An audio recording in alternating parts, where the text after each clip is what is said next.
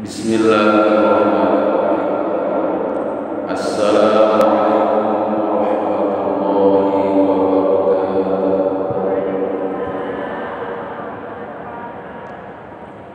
Alhamdulillahirabbil alamin. Alhamdulillahi wa kafa. Asyhadu an la ilaha illallah wahdahu la syarika lah.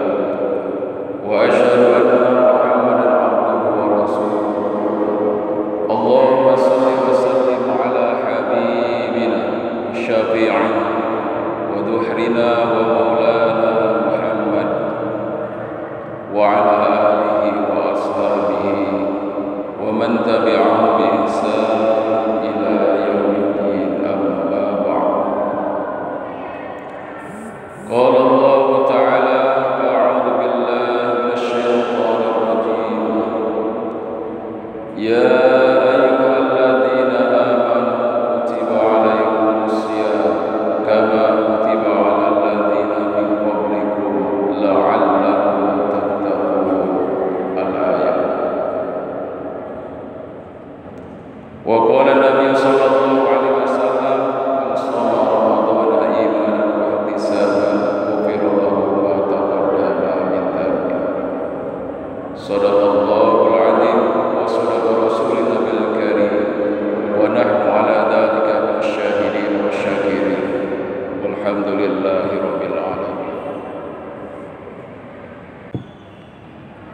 Yang saya hormati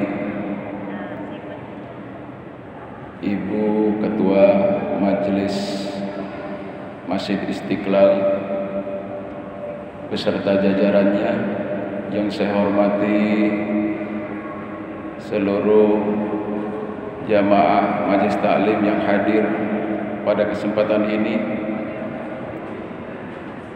Mari kita sama-sama bersyukur kepada Allah Subhanahu wa taala atas karunia, nikmat, hidayah serta inayahnya yang kita rasakan pada kesempatan ini. Kita sama-sama merasakan betapa nikmat karunia yang tak terhingga dari Allah Subhanahu wa taala, terutama nikmat iman, Islam dan juga kesehatan, serta yang tidak kalah pentingnya juga yaitu nikmat kesempatan dan kemauan. Kalau kita perhatikan, mungkin ibu-ibu sendiri bisa merasakan harusnya jumlah majelis taklim, ya, jumlah peserta majelis taklim yang berada di Istiqlal ini harusnya 15 kali lipat yang berada di masjid-masjid yang lain. Betul, Bu? Karena ini minimal 5 orang, 10 orang dari setiap masjid yang ada di sekitar Masjid Bandar Jaya ini bergabung di Masjid Istiqlal, karena Masjid Istiqlal ini masjid induk. Nah, oleh karena itu, ya alhamdulillah, yang hadir pada kesempatan sore hari ini adalah mewakili dari seluruh masjid-masjid yang ada di sekitar Masjid Bandar Jaya. Insya Allah. Ditambah lagi dengan ribuan malaikat yang menyertai kita yang sudah hadir di tempat ini. Kata baginda Rasul, man kharaja minal bait, barang siapa yang keluar dari rumahnya li talibil ilmi, untuk menuntut ilmu, maka dia akan diikuti oleh ribuan malaikat yang fungsinya adalah melindungi dan mendoakan keselamatan orang yang betul-betul niat keluar dari rumahnya dalam rangka li talibil ilmi. Ibu kalau mau tahu, satu malaikat itu luar biasa. Luar biasanya apanya, Ustaz? Ya mungkin dari sisi bentuknya, dari sisi kekuatan doanya, itu satu malaikat. Lah ini ribuan malaikat. Yakin percaya Bu ya? Yakin percaya Bu? Yakin. Maka insya Allah ibu yang datang dari sini, dari rumahnya masing-masing ke sini, itu dengan berbagai macam latar belakangnya kan. Ada yang digandoli anaknya, gandoli suaminya, gitu. Ya macam-macam. Tapi tetap berangkat menuju tempat ini tiada lain adalah dalam rangka untuk litolabil ilmi. Bukan untuk yang lain Bu ya, bukan untuk yang lain. Maka benar kalau itu niatnya, malaikat tidak akan keliru. Malaikat tidak akan keliru. Kalau malaikat itu maksum, suci, malaikat itu la ya'sunallaha ma amarahum wa yaf'aluna ma yu'marun. Tidak pernah malaikat itu membangkang kepada perintah-perintah Allah Subhanahu wa taala. Artinya kalau malaikat itu dengan seperti itu, maka betul-betul dia akan melaksanakan tugas dan tanggung jawabnya sebagai seorang malaikat yang tadi mengikuti kita dari kepergian kita, bahkan nanti sampai kita kembali ke rumah kita masing-masing. Kenapa? Litolibil ilmi, karena dalam rangka untuk menuntut ilmu. Karena menuntut ilmu itu adalah faridatun ala kulli muslimin wal muslimat minal mahdi ilal lahdi. Kewajiban kepada kaum muslimin laki-laki dan perempuan itu adalah menuntut ilmu, mulai dari buayan hingga liang lahat. Tidak ada alasan saya sudah tua, saya sudah sepuh. Yang majelis taklim itu ya yang masih muda-muda lah, tidak ada alasan. Selagi ada kemauan tadi, ada kesempatan, kesehatan, maka itu adalah merupakan peluang yang luar biasa. Ibu-ibu jamaah rahimakumullah, momentum kita bulan ini adalah sudah memasuki tanggal 7 Rajab tahun 1444 apa 43? 43 Hijriah. Oleh karena itu tinggal beberapa saat lagi bulan yang sangat kita nanti-nantikan, bulan yang sangat mulia, sebagai penghulu dari seluruh bulan yang Allah ciptakan dari 12 bulan, yaitu bulan Ramadan. Maka oleh karenanya mari kita akan menyambutnya bulan suci Ramadan itu dengan sebaik-baiknya sebagaimana yang dicontohkan oleh baginda Rasulullah Muhammad sallallahu alaihi wasallam. Para ulama menggambarkan bahwa ada 3 orang yang bersikap menghadapi bulan Ramadan.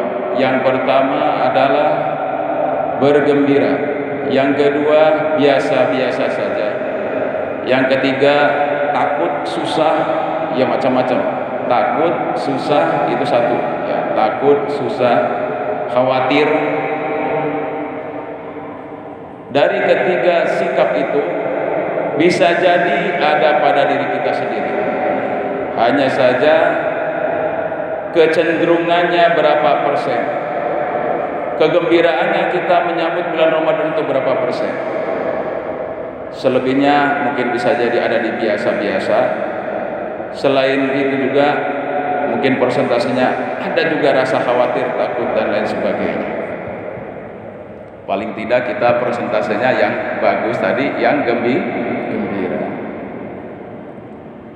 Maka kata baginda Rasulullah sallallahu alaihi wasallam, barang siapa yang gembira menyambut kedatangan bulan suci Ramadan, maka yang pertama kata Allah Subhanahu wa taala akan dibuka 7 pintu langit.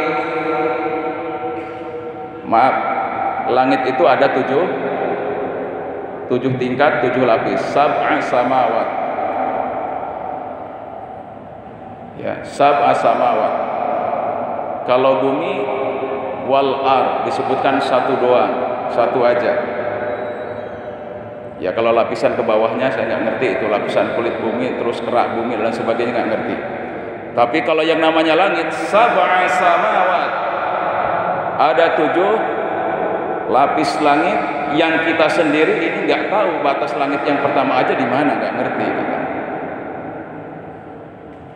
Nah itu. Nah, saking Allah Subhanahu wa taala ingin memberikan kabar gembira kepada manusia, wabil khusus orang-orang yang beriman, sebagaimana yang disampaikan dalam Quran surat Al-Baqarah ayat 183. A'udzu billahi minasy syaithanir rajim. Bismillahirrahmanirrahim. Ya ayyuhalladzina amanu kutiba 'alaikumus shiyam. Kutiba 'alaikumus shiyam kama kutiba 'alal ladzina min qablikum la'allakum tattaqun. Allah Subhanahu wa taala senantiasa mengingatkan, memberitahu, memberi kabar gembira kepada orang-orang yang beriman, yaitu dengan telah diwajibkannya puasa 1 bulan di bulan Ramadan. Puasa ini bukan barang baru, tapi puasa juga sudah lama dilakukan dan diwajibkan kepada orang-orang sebelum Nabi Muhammad sallallahu alaihi wasallam.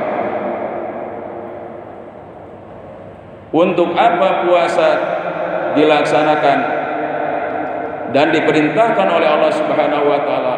Untuk membentuk hambanya menjadi orang-orang yang bertakwa hanya kepada Allah Subhanahu wa taala. Maka juga ada ulama yang mengatakan bahwa dalam rangka kita menyambut bulan suci Ramadan itu jauh-jauh mohon doa kepada Allah Subhanahu wa taala agar dari bulan Rajab, Sa'ban nanti sampai kepada Ramadan, usia kita sampai untuk menikmati pesta ibadah di bulan Ramadan. Doa yang paling masyhur apa Bu? Ayo sama-sama. Allahumma barik lana fi Rajaba wa Sa'bana wa balighna Ramadan. Ya Allah, berkahilah seluruh usia saya dan khususnya di bulan Rajab, Sa'ban, dan sampaikanlah usiaku kepada bulan Ramadan. Nah, sekarang kita baru memasuki 7 hari di bulan Rajab. Kata para ulama, bulan Rajab ini kesempatan waktunya bagi kaum muslimin muslimat untuk bercocok tanam. Untuk apa Bu? Bercocok tanam. Kalau ibaratnya petani, untuk bercocok tanam. Nah, kalau kita analogikan kepada persiapan bulan Ramadan, bisa masuk bulan Rajab, bisa dijadikan sebagai momentum untuk mulai kita menanam kebaikan-kebaikan dari sisi apa? Ibadah mahdohnya, dari sisi amal solehnya, ibadah sosialnya, dan lain sebagainya. Ini ada di bulan Rajab. Ada di bulan Rajab. Apa yang kita tanam di bulan Rajab tadi?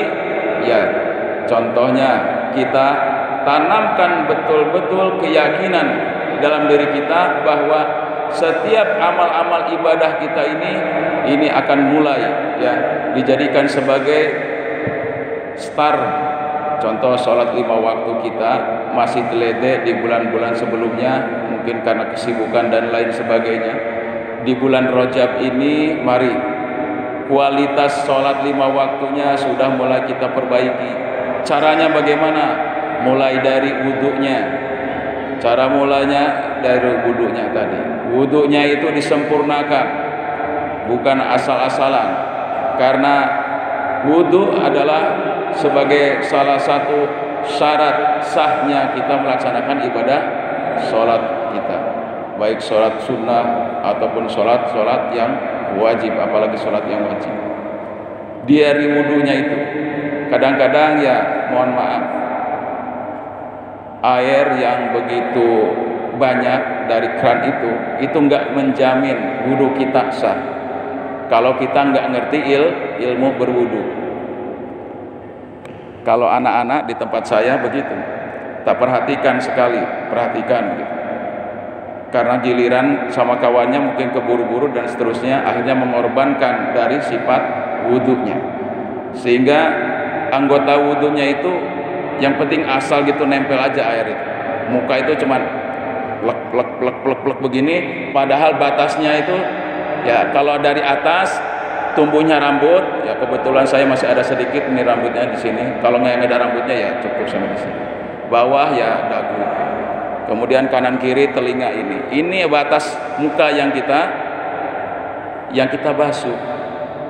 Kalau anak-anak cuma plek gitu sudah. Kemudian nanti tangan. Tangan itu, Bu, yang penting ini. Nah, nggak sampai kepada sikut nanti, nggak sampai. Itu dari hal-hal yang kecil, ya, dari hal-hal yang kecil. Nah ini, jadi yang namanya tadi sikap orang yang menyambut kedatangan bulan Ramadan dengan penuh kegembiraan itu karena yang pertama sudah tertanam keyakinan bahwa ini adalah betul-betul perintah dari Allah Subhanahu wa taala. Yang kedua adalah karena dia sudah betul-betul ingin nanti sesuai dengan doanya tadi, ketika bulan Ramadan tiba, saya akan benar-benar melaksanakan ibadah puasa dan rangkaiannya secara penuh ketulus ikhlasan. Ya. Ini yang harus kita tanamkan, kegembiraan itu. Berbeda dengan yang biasa-biasa saja. Kalau yang biasa-biasa saja itu mungkin bisa jadi karena dia belum yakin. Yang pertama, akan perintah dari Allah Subhanahu wa taala itu adalah suatu hal yang sangat istimewa ketika kita beribadah di bulan Ramadan.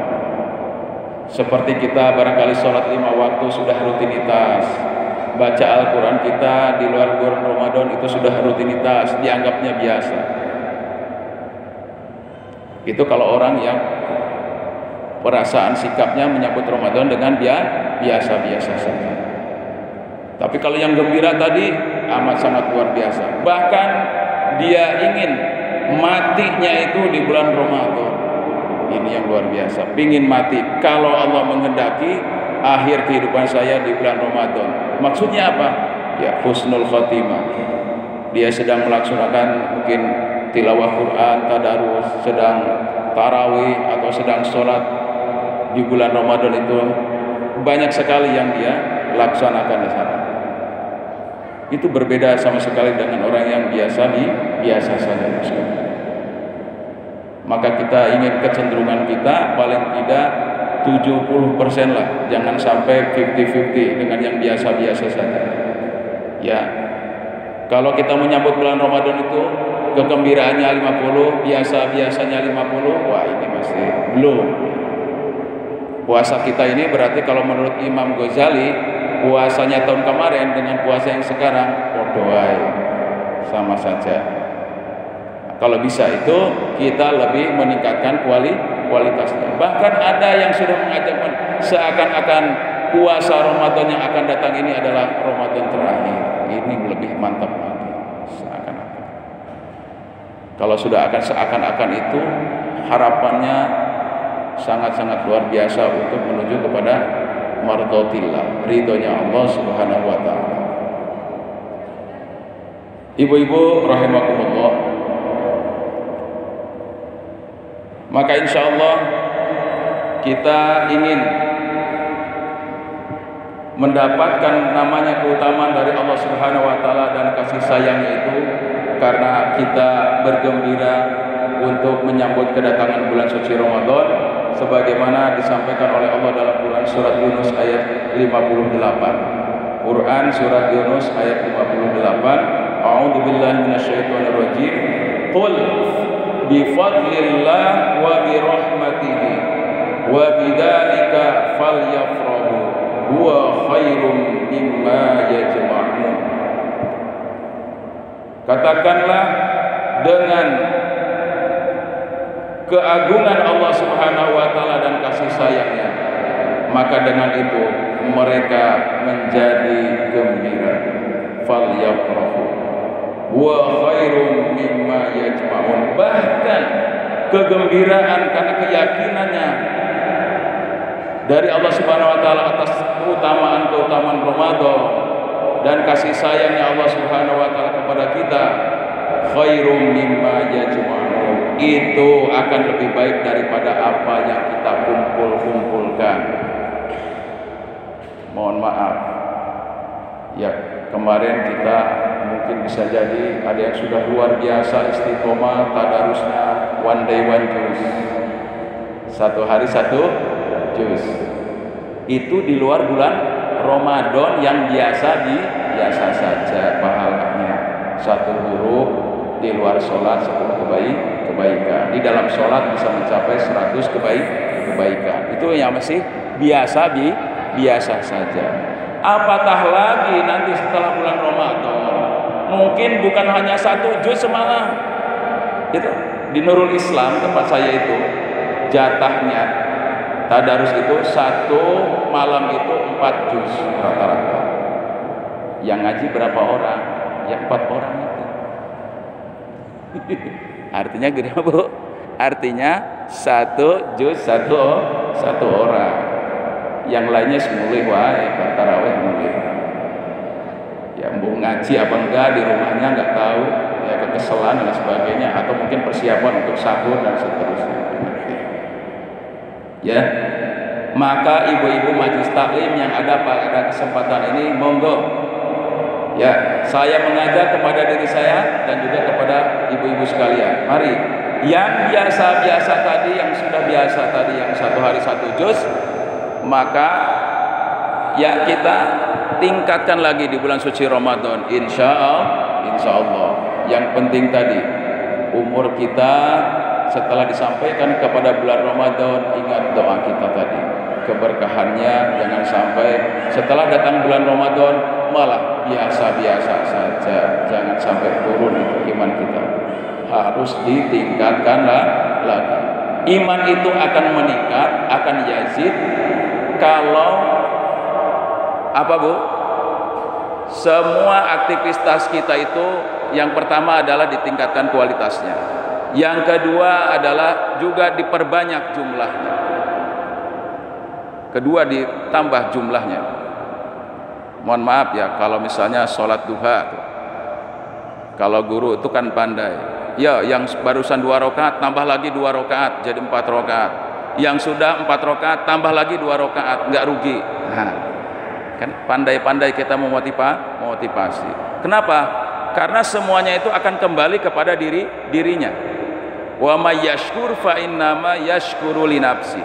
Manifestasi kita beribadah kepada Allah Subhanahu wa taala itu akan kembali kepada dirinya sendiri, bukan untuk Allah. Bukan untuk Allah. Jadi untuk dirinya sendiri. Maka oleh karena itu insyaallah yang kita cari yaitu keagungan Allah Subhanahu wa taala dan kasih sayangnya, maka inilah kebahagiaan yang akan kita raih dan sekarang sudah kita persiapkan kebahagiaan untuk menyambut Ramadan itu dengan sebaik-baiknya. Jangan menjadi golongan orang yang kedua, biasa-biasa saja, bahkan jangan sampai naudzubillah min dzalik, kita yang sudah majelis taklim puluhan tahun ini menyambut bulan Ramadan khawatir, takut dan sebagainya. Naudzubillah, naudzubillah.